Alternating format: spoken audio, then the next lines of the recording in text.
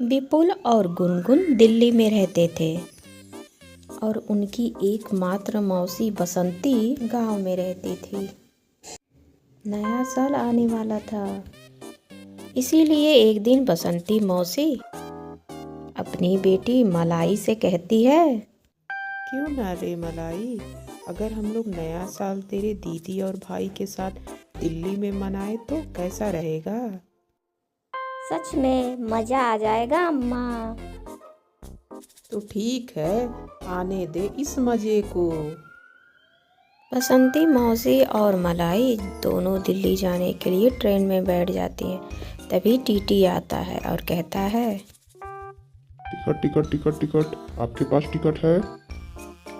अगर कहूँ कि टिकट है तो छीन लेगा तू। तो सयाना है तो मैं भी बसंती मौसी हूँ। और बहन जी, मैं ट्रेन का टीटी हूँ, टिकट तो दिखाना ही पड़ेगा ना। ओ, तो तू टीटी है रेल का, तो ले भाई, टिकट तो दिखाना ही पड़ेगा। बसंती मौसी का रिकॉर्ड है, बिना टिकट के तो कभी भी ना चले। हाँ हाँ मौसी जी, समझ गया। बसंती मौसी मलाई बेटी के साथ दिल्ली पहुंच गई और फिर एक राह चलते लड़के से कागज का पर्ची दिखाकर पूछती हैं, भाई जरा बता तो यह जगह कहाँ पड़ेगी? यह तो बहुत दूर है आंटी जी। तो क्या बेटा पाकिस्तान में है? बेटा होगी तो दिल्ली में ही ना। हाँ आंटी जी, है तो दिल्ली में ही। यहाँ से 2 किलोमीटर दूर है, ऑटो करके चले जाओ। ऑटो? ये क्या कोई लोकल हवाई जहाज है क्या? अरे नहीं अम्मा, 3 पहिए वाली फटफटैया गाड़ी है। तभी वहाँ एक ऑटो आ जाता है। तभी वो लड़का बोलता है, लो आ गया आंटी जी ऑटो। तभी मौसी बोली, ये ऑटो है कि डिबिया? देख तो मलाई, कैसी मकौड़ी सी दिखती है। अब हंसना बंद भी करो अम्मा और जल्दी से बैठो। ठीक है ठीक है। लो भाई, ये पर्चा हमें इस पते पे पहुंचा दो। राम भला करेगा तेरा। 200 रुपये लगेंगे। 200 रुपया सुन के मौसी को करंट का जैसे झटका सा लगा और वह ऑटो चालक को आश्चर्य से देखते हुए कहती हैं, अरे हमने तेरी ऑटो ना खरीदनी है भाई, हमें तो बस इस पते पे जानी है। भाड़ा बता क्या लेगा? भाड़ा ही तो बता रहा हूँ। हैं? 200 रुपये भाड़ा? जा जा यहाँ से, फूट इस मकौड़ी को लेकर। मलाई चल बेटा, पैदल ही चलते हैं। चलो अम्मा, 2 किलोमीटर कोई दूर थोड़े ही ना होए है। इतनी दूर तो हम भागी भागी सी चली जाएंगी। और 200 का नोट भी बच जाएगा। क्यों, ठीक कहा ना मलाई?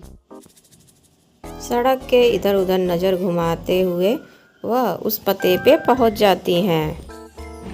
तभी बसंती मौसी की नज़र सामने लगे दीवार पर सीसीटीवी पर पड़ती है और वह खुद को टीवी में देखकर भावुक हो जाती हैं और कहती हैं, अरे देख देख मलाई, तेरी माँ टीवी पर आ गई। इस वक्त तेरी नानी अगर टीवी देख रही होगी तो समझ ले गदगद हो जाएगी। वो क्यों अम्मा? वो इसलिए कि तेरी नानी मुझे बचपन से ही टीवी पर देखना चाह रही थी ना। आज उसका सपना पूरा हो गया। हाँ। यह सुनकर मलाई जोर जोर से हंसने लगती है। अरे तू पागलों की तरह क्यों हंसने लगी? हंसू नहीं तो और क्या करूँ अम्मा, वो टीवी नहीं सीसीटीवी है। तो क्या हुआ, है तो टीवी ही ना। तभी वहाँ पर गार्ड आ जाता है और उनसे पूछता है, आपको किसके घर जाना है आंटी? भाई हमें विपुल और गुनगुन के घर जाना है। मैं उनकी बसंती मौसी हूँ। 3rd फ्लोर पर 2 नंबर दरवाजे पर बेल बजाना। अरे भाई, बैल कैसे दे सकते हैं? वो तो हम लाए नहीं ना। भला ट्रेन में कैसे बैल को लाते? अरे माँ, बैल नहीं, घंटी बजाने के लिए बोल रहे हैं। अरे मलाई बेटा, घंटी भी कहाँ से दूँ? वो भी तो घर रह गई ना। क्यों भाई, घंटी बजाना ही जरूरी है, ताली नहीं बजा सकते क्या? क्यों नहीं मौसी, जाओ जो बजाना है बजा देना उनके दरवाजे के सामने। मलाई बसंती मौसी से ज़्यादा समझदार थी। वह डोर बेल का मतलब समझती थी, इसीलिए दरवाजे पे जाकर डोल बेल बजाती है। अरे बसंती मौसी, आप? अरे मैं अकेली नहीं आई, मलाई को भी साथ लेकर आई हूँ। नमस्ते दीदी। हाँ हाँ, ठीक है, आप दोनों अंदर आइए। बसंती मौसी और मलाई दोनों अंदर आके बैठ जाती हैं। सुनाओ बसंती मौसी, आप कैसे आई? ट्रेन से उतरकर सीधे पैदल आई। अरे मौसी, मेरे कहने का मतलब ये है कि अचानक कैसे आना हुआ? दीदी, हमारा आना अचानक नहीं हुआ, हम सोच समझ के आई हैं। मलाई ठीक कहती है गुनगुन बेटी, हम तुम्हारे साथ नया साल मनाने आए हैं। यह सुनकर तो गुनगुन का माथा ठनक जाता है और वह धीमे से भुनभुनाते हुए कहती है, लो, इस देसी आफत को नए साल पे ही आना था। खैर, अब आ ही गई है तो खातिरदारी तो करनी ही पड़ेगी।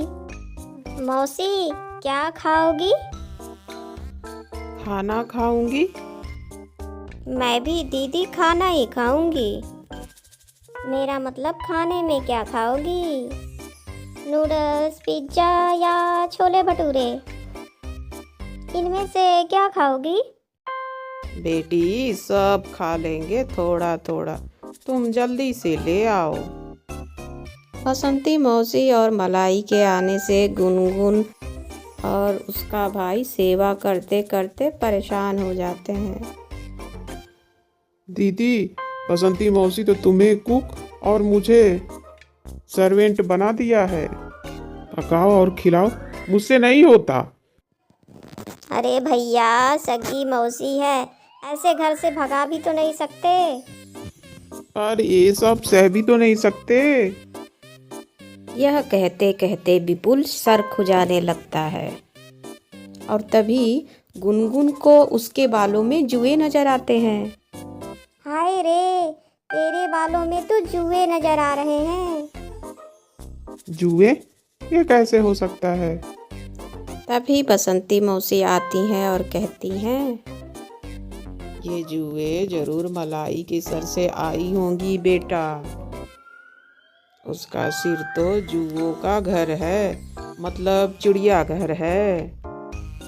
अब नहीं है अम्मा, मैंने आने से पहले मुल्तानी मिट्टी और गर्म पानी से साफ से धुली थी।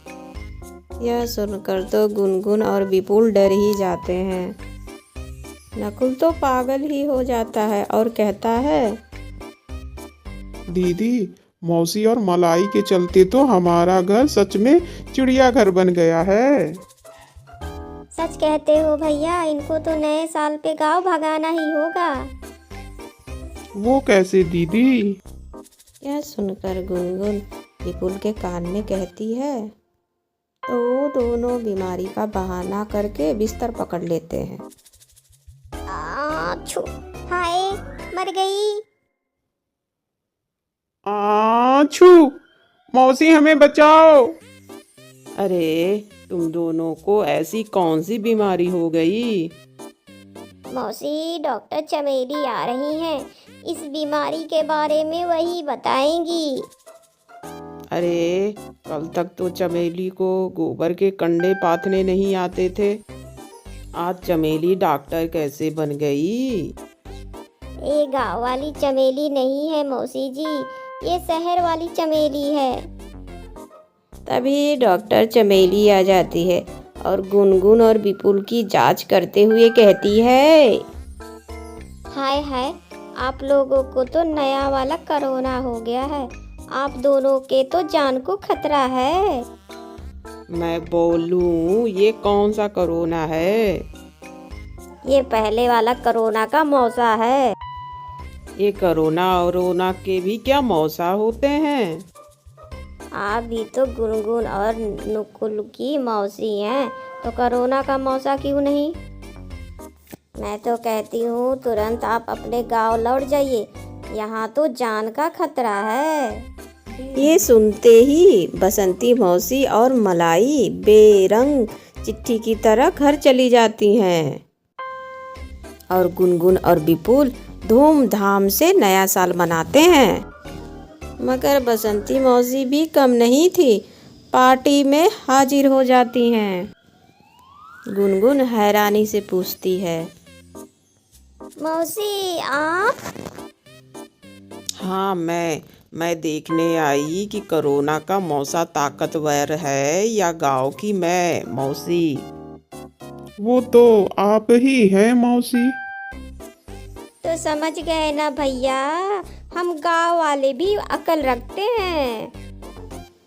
यह सुनकर गुनगुन और विपुल बहुत शर्मिंदा होते हैं और फिर बसंती मौसी से माफ़ी मांगते हैं। फिर उस नए साल की पार्टी को सब लोग मिलकर खुशी खुशी मनाते हैं। तो दोस्तों, आज की कहानी आप लोगों को कैसी लगी ज़रूर बताइएगा कमेंट में। नेक्स्ट वीडियो फिर लेकर आती हूँ, तब तक के लिए बाय।